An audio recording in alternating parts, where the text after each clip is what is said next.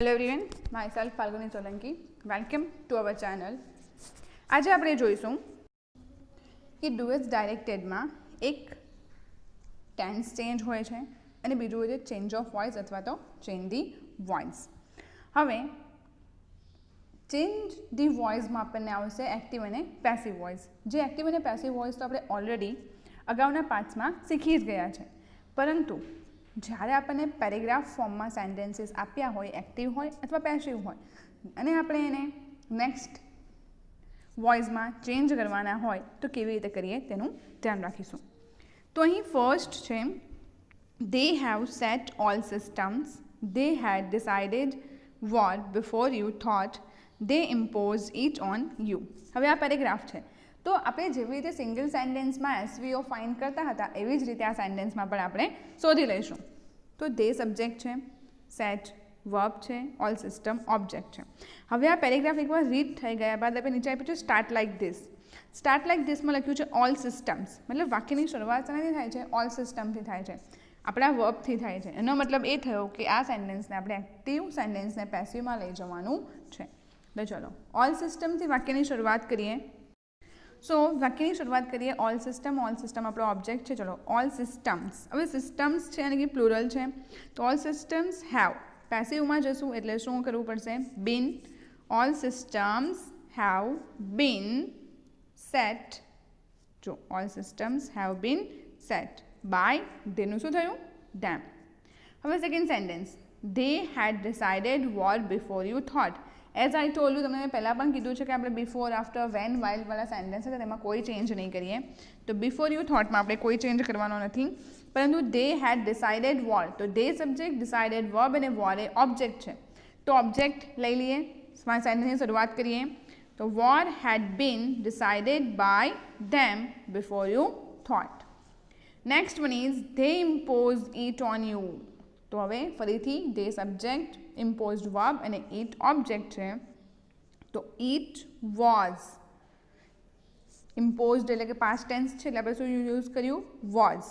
It was imposed by ધેનું them on you.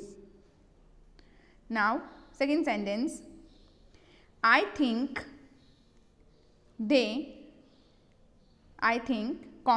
they are ill-treating workers. Now ફરીથી શું જોઈશું? આપણે આખા પેરેગ્રાફને રીડ કરી જોઈશું. They don't fulfil their enough needs, they only use them. આ તો આપણને ખબર છે કે ચેન્જ ધ વોઇસ જ છે, પરંતુ આપણને એક્ઝામમાં આપ્યું હોય ત્યારે આપણને ત્યાં સ્પેસિફાઈ નથી હોતું કે ચેન્જ ધ ટેન્સ છે કે ચેન્જ ધ વોઇસ છે. ત્યારે આપણે જાતે ડિસાઇડ કરવાનું હોય છે સેન્ટેન્સમાં સ્ટાર્ટ લાઇક ધીસ જોઈને. તો સ્ટાર્ટ લાઇક ધીસમાં કીધું છે આઈ થિંક વર્કર્સ. તો આઈ થિંકનું તો આપણે આઈ થિંક જ લખ્યું છે, પણ જે ઓબ્જેક્ટના સ્થાન ઉપર વર્કર્સ છે એને સબ્જેક્ટના સ્થાન ઉપર લખ્યો છે. ઇટ મીન્સ કે આપણે એને પણ એક્ટિવ અથવા પેસિવમાં ચેન્જ કરવાનું હશે. ચલો, તો આઈ થિંક વર્કર્સ, હું વિચારું છું ને, પણ કામ તો બીજા ઘર કરે છે, તો ધે અને વર્કર્સને ધ્યાનમાં રાખીશું.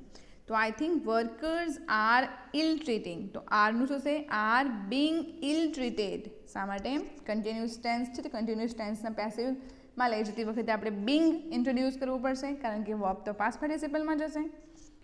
બાય ધેનું them. they don't fulfill their enough needs. તો they subject, fulfill verb, their enough needs object. તો their enough needs are not fulfilled by them. ત્યારબાદ આવશે they only use them. તો they only use them માં આવશે they are. જો આ them તેનું શું કર્યું? આપણું they કર્યું. ઓકે, હવે પ્રેઝન્ટ ટેન્સ છે ને, સિમ્પલ પ્રેઝન્ટ ટેન્સ છે, એટલા માટે આપણે કોઈ ટુ બીનું ફોર્મ તો છે નહીં, તો આપણે ટુ બીનું ફોર્મ મૂક્યું, ધેને ધ્યાનમાં રાખીને આર. ઓનલી, ધેનું only be used by them. ફરીથી ધે ઓનલી યુઝ ધેમ. તો શું કર્યું આપણે? They are only be used by them. Okay, they are only, be નહીં આવે, they are only used by them. Okay, next sentence જોઈએ. તો અહીં આપ્યું છે ઇફ ધી ટ્રેન નહીં, પણ અહીં આવશે if the exam. If the exam had been conducted by the board, the result would have been different. The students take a sign of relief. Most of them have passed 11 science with good score. ચલો હવે આ સેન્ટેન્સને આપણે active શામાં લઈ જઈશું? પેસિવમાં. કેવી રીતે ખબર પડે એક્ટિવ પેસિવ? કારણ કે આપણો એ ટોપિક ચાલી રહ્યો છે હાલમાં તો, પરંતુ આપણે ધ્યાન આપીશું સ્ટાર્ટ લાઇક ધીસ ઉપર. તો સ્ટાર્ટ લાઇક ધીસમાં લખ્યું છે ઇફ ધ બોર્ડ. હવે ઇફ જેવા શબ્દો હોય તેને રહેવા દેવાના, કોઈ ચેન્જ નથી કરવાનો. તો ઇફ ધ બોર્ડ યાની કે જે આપણો ઓબ્જેક્ટ છે ધ બોર્ડ એ ક્યાં આવ્યો છે? સબ્જેક્ટના સ્થાન ઉપર આવ્યો છે. મતલબ આ સેન્ટેન્સને પણ આપણે કંઈક એક્ટિવ અથવા પેસિવ વોઇસમાં ચેન્જ કરવાનું હશે. હવે આ સેન્ટેન્સ જોઈએ તો અહીંયા ઓલરેડી વાક્યમાં હેડ બીન કન્ડક્ટેડ આપ્યું છે, મતલબ આ ઓલરેડી પેસિવ સેન્ટેન્સ છે. તો શામાં લઈ જવાનું? એક્ટિવમાં. તો લેટ્સ સ્ટાર્ટ. સેન્ટેન્સ છે if the board had conducted the exam the result would have been different. Second સેન્ટેન્સમાં કોમાનું કોમાથી સેકન્ડ સેન્ટેન્સ હોય તો કોઈ ચેન્જ નહીં કરીએ આપણે. આ sign of relief is taken by the students and 11 science had been passed by most of them with good scores. આ પેરેગ્રાફમાં બે ટાઈપના સેન્ટેન્સ હતા, પેસિવ અને એક્ટિવ બંને. પહેલું સેન્ટેન્સ પેસિવમાં હતું જે આપણે એક્ટિવમાં કન્વર્ટ કર્યું. બાકીનું જે સેકન્ડ અને થર્ડ સેન્ટેન્સ હતું એ એક્ટિવમાં હતું જેને આપણે પેસિવમાં કન્વર્ટ કર્યું. Fourth one, having consulted the doctor I came to my home. The doctor advise me to live peaceful life. He asked me to take deep breaths. ચલો having start like this માં શું કીધું છે આપણને? તો doctor યાની કે વાક્યની શરૂઆત ક્યાંથી થાય? ઓબ્જેક્ટથી. મતલબ સેન્ટેન્સને ચેન્જ ધ વોઇસ છે. તો ડોક્ટર સેન્ટેન્સ શું બનશે? The doctor having been. Doctor having પછી શું આવે? Been consulted comma. Second sentence હોય કોમા સાથે કોઈ ચેન્જ નથી કરવાનો. I came to my home as it is લખી દીધું. The doctor advised me to live peaceful life. તો ઓબ્જેક્ટ કયો છે? મી. મીનું શું થાય? આઈ. પાસ્ટ ટેન્સ છે એટલે શું થયું? Was advised by the doctor to live peaceful life. He ask me to take deep breaths. તો હી અહીં શું છે? સબ્જેક્ટ, મી ઓબ્જેક્ટ છે. તો સેન્ટેન્સ સમજો હો. He asked me to take deep breaths. આ સેન્ટેન્સ આપણે પેસિવમાં કેવી રીતે લઈ ગયા? અહીંયા ડાયરેક્ટ ઇનડાયરેક્ટ સ્પીચ છે. હી આસ્ક મીનું હી આસ્ક મી લખશું. અહીં મેં શા માટે સબ્જેક્ટ વર્બ અને ઓબ્જેક્ટ લખ્યું છે? તમારી ક્લેરિફિકેશન માટે કે જ્યારે આ પ્રકારના સેન્ટેન્સ હોય તો ત્યારે ધ્યાન રાખવું કે આપણે સેન્ટેન્સને કેવી રીતે એક્ઝેક્ટલી કન્વર્ટ કરવાનો છે.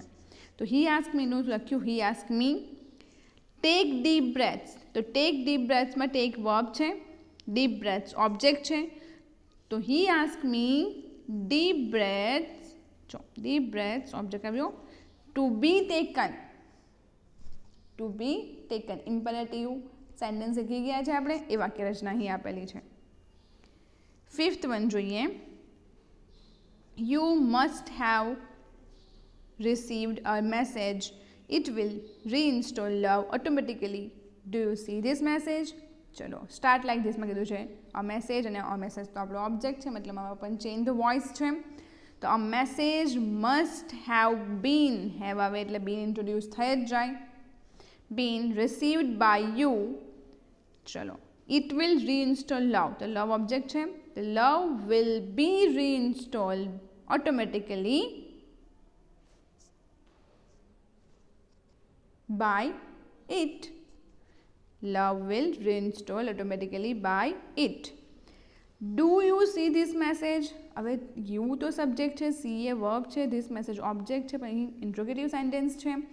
હવે ડુનો ઉપયોગ થયો છે, મતલબ એ પ્રેઝન્ટ ટેન્સનું સેન્ટેન્સ છે. ટુ બીનું ફોર્મ આપણે જાતે મૂકીશું. આપણો ઓબ્જેક્ટ છે ધીસ મેસેજ એટલે કે સિંગ્યુલર છે, તો એને ધ્યાનમાં રાખીને શું આવે? ટુ બીનું ફોર્મ ઇઝ. તો is this message seen by you? Question માર્કનું ક્વેશ્ચન માર્ક. ઓકે સ્ટુડન્ટ્સ, તો આ હતું આપણું change the voice. I hope તમને અલગ અલગ પ્રકારના સેન્ટેન્સ વિશે સમજાયું હશે કે આપણને સેન્ટેન્સ કયા પ્રકારના પૂછાઈ શકે. મિક્સમાં પણ હોય એક્ટિવ પેસિવ, પણ આપણું સેન્ટેન્સને ધ્યાનમાં લઈને ચેન્જ કરવાનું રહેશે. સો good luck for your exam. We will meet soon with new video. Till then, just keep watching our channel. Like us. Thank you.